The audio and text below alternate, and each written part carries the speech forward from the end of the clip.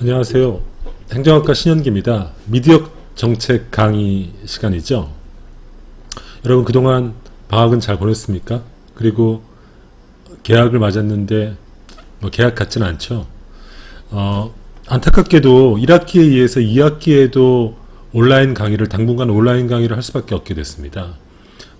이유는 여러분 알다시피 코로나19가 수도권을 중심으로 창궐하다 보니까 사실상 사회적 활동이 더 중단된 상태죠.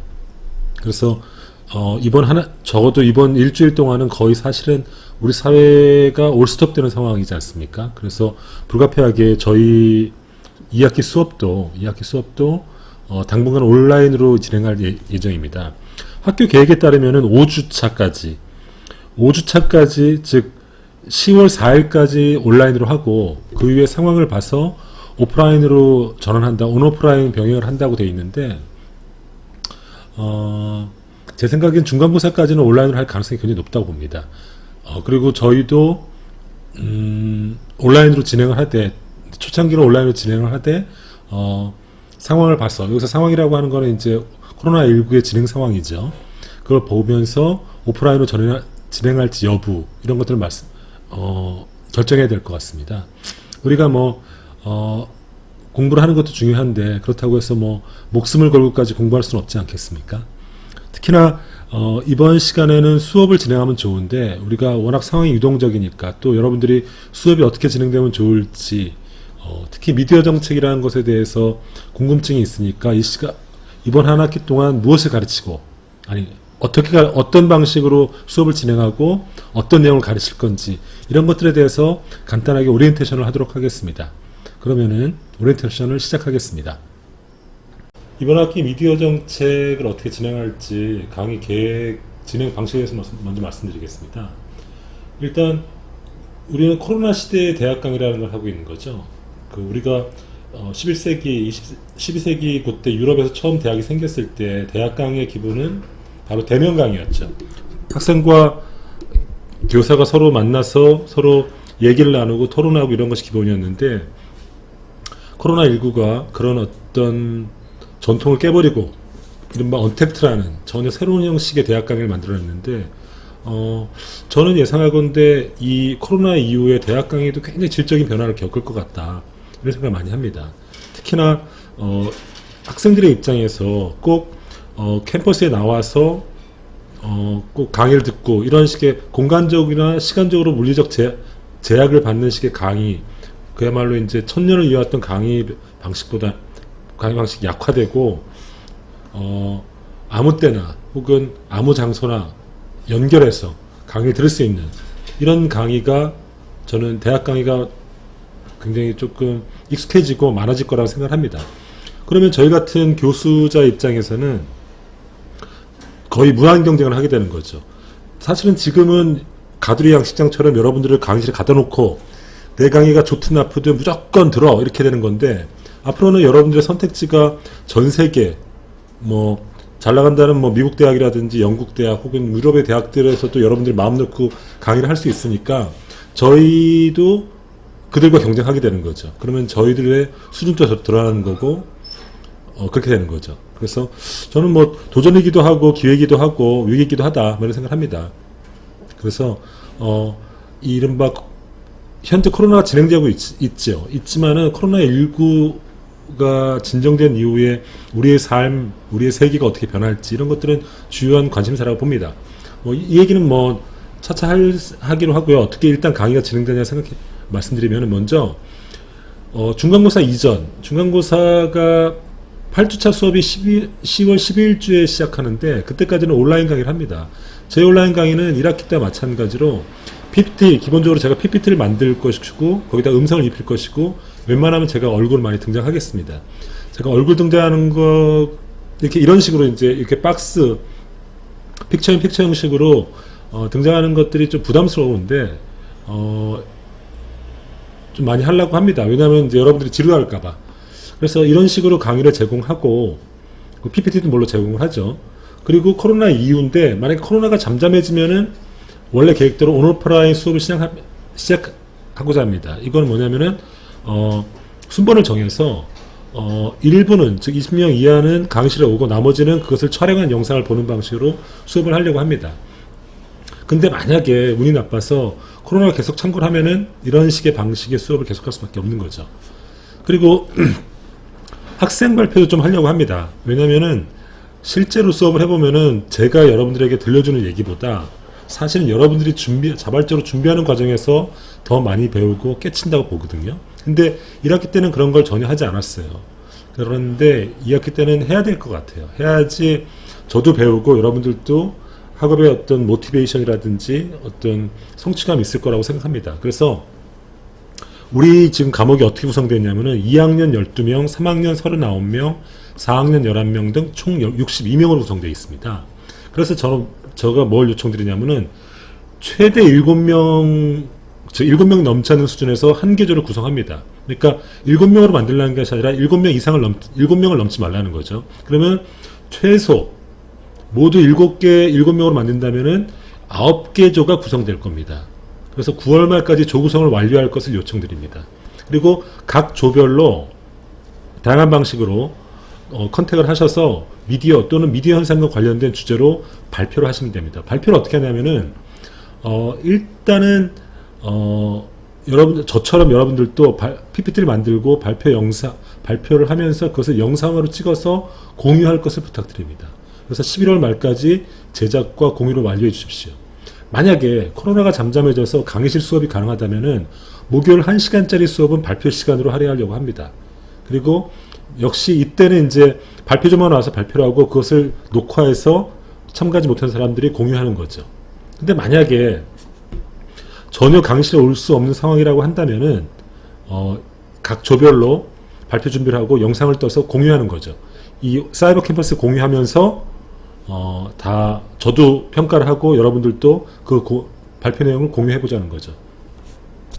코로나19 때문에 저희들도 영상 촬영하는데 여러분들도 동영상 촬영해야 되지 않겠습니까? 어쨌든 우리가 또 미디어 수업이니까 미디어를 최대한 이용하는 수업을 해보자고요. 다음으로 이번 수업에서 무엇을 배우는가, 그리고 무엇을 토론하는가.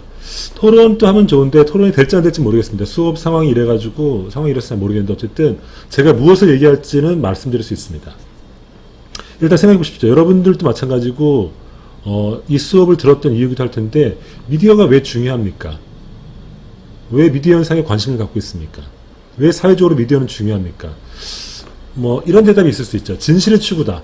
근데 이건 약간 저널리즘적 관점이죠. 그러니까 권력의 어떤 은폐하거나 이런 권력에 맞서서 진실을 은폐하려는 권력에 맞서서 거대 권력, 그것은 정부 권력이기도 하고 혹은 재벌, 시장 권력이기도 하고 검찰 권력이기도 하고 혹은 사회적 강자의 권력이기도 한데 그들은 이제 무엇인가를 기득권을 수월로 해서 진실을 은폐하려는 속성이 있지 않았습니까? 그래서 미디어가 사회적 약자의 편에 서서 그런 진실을 밝혀낸다. 뭐 이런 차원에서 미디어를 생각할 수도 있는데 그건 굉장히 좀 저널리즘적인 관점이고 저는 어떻게 보냐면은 그 사회가 유지되기 위해서는 개인과 개인 간에, 개인과 사회 간에, 개인과 정부 간에 다양한 집단 간의 소통이 이루어집니다. 근데 우리가 대면 접촉, 페이스 투 페이스 접촉은 어떤 미디어라는 매개를 필요로 하지 않지만은 대개는 이 사회적 소통이 어떤 미디어라는 것을 매개를 통해서 이루어지거든요. 미디어라는 것 말 자체의 어원이 매개한다는 것에 있거든요. 그러니까 미디어라는 건 뭐냐면은 사회적 소통을 매개하는 모든 어떤 수단이나 제도 뭐 이런 거라고 얘기할 수 있습니다.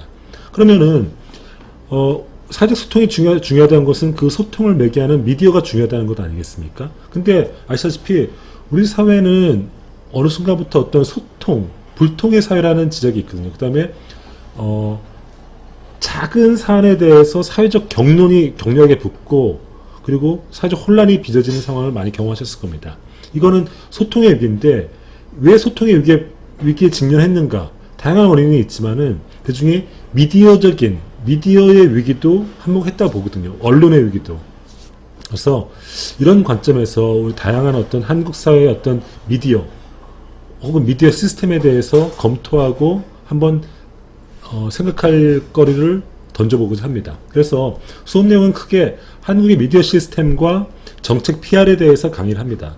그래서 한국의 미디어 시스템에 대한 강의가 주를 이루고 한 10주 차부터는 정책 PR, 그래서 어떻게 효과적으로 정부와 국민이 소통할 수 있는가, 이 정책 PR에 대해서 강의하는데, 먼저 한국의 미디어 시스템은 크게 신문, 방송, 인터넷, SNS 이 세 개 범주를 합니다. 그래서 요 두 개가 뭐냐, 이른바 올드 미디어, 레거시 미디어라고 하는 거고, SNS, 인터넷 이런 게 이제 뉴 미디어라고 하는 거죠. 그래서 신문과 관련해서는 한국 미디어 시스템의 역사와 특징, 표현의 자유, 미디어 효과, 여론, 공론장 이런 것들을 살펴보고자 합니다. 방송과 관련해서는 한국의 공영방송 체제, 그다음에 종합편성 채널, 미디어 소유권과 여론의 다양성 이런 주제들에 대해서 말해보고자 합니다.